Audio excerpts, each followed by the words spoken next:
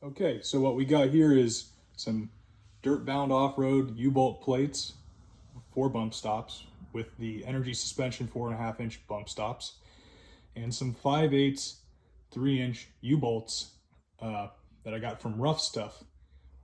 Now this is what I was going to install on the back of my 2000 Jeep Cherokee to keep from bottoming out in the rear and rubbing and cutting the tires so much, since it does have a lot of suspension travel and the tires do rub when you get them all the way up in there. Now, the first thing I notice is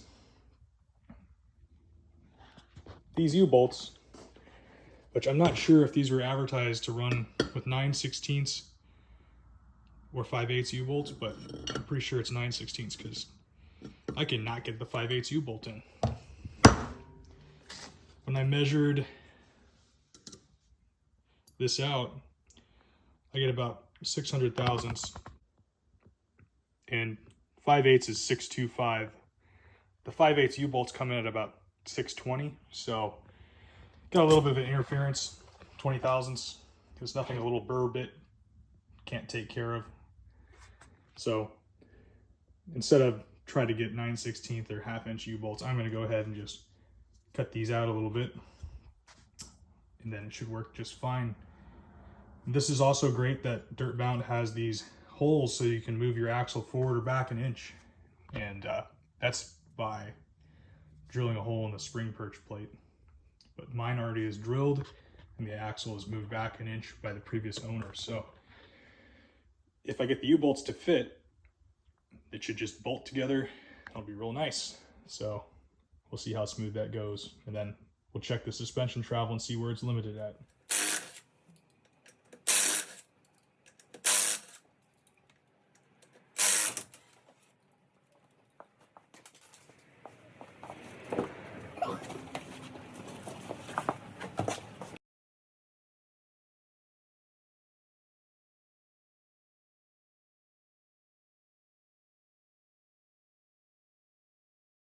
Okay, I removed the factory bump stop in the rear.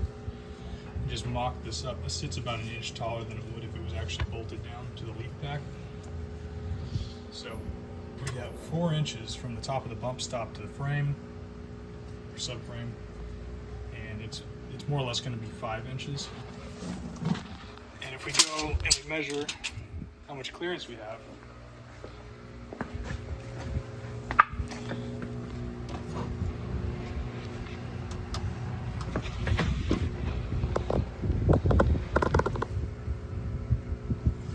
we're going to have right about 8 inches before I hit the factory fender flare that's not trimmed out. So 5 inches of travel before it hits the bump.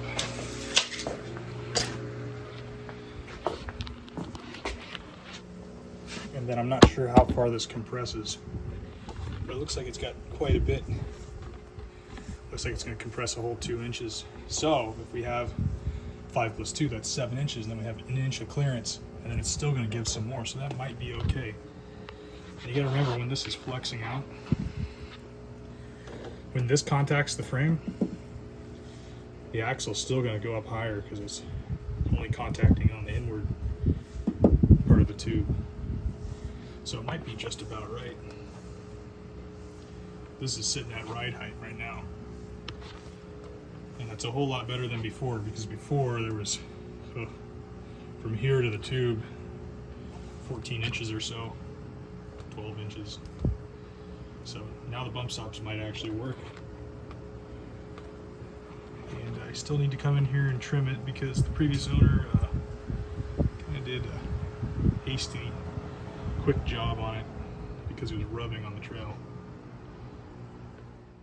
Okay, I managed to set these U-bolt plates on a Bridgeport, and I ran a 5/8 end mill down the slots to widen them, starting at this edge. I did not cut this edge. I did not cut the inner edge, just the outers on both sides. Now the U-bolts will fit. The other thing I did is I moved the slots on the opposite side back 1/4 inch, and then back 150 thousandths up there, which I just measured wrong because I didn't have to do that, but For this side, I did have to move it because the center pin is offset on the leaf spring perch. But those are the measurements I did. You can disregard the top one, but the bottom one was important. And as you can see, this is how it'll look. I did it as close as you could get that washer to the edge of the bend. So I'm gonna put some paint on these and then they'll be ready to install.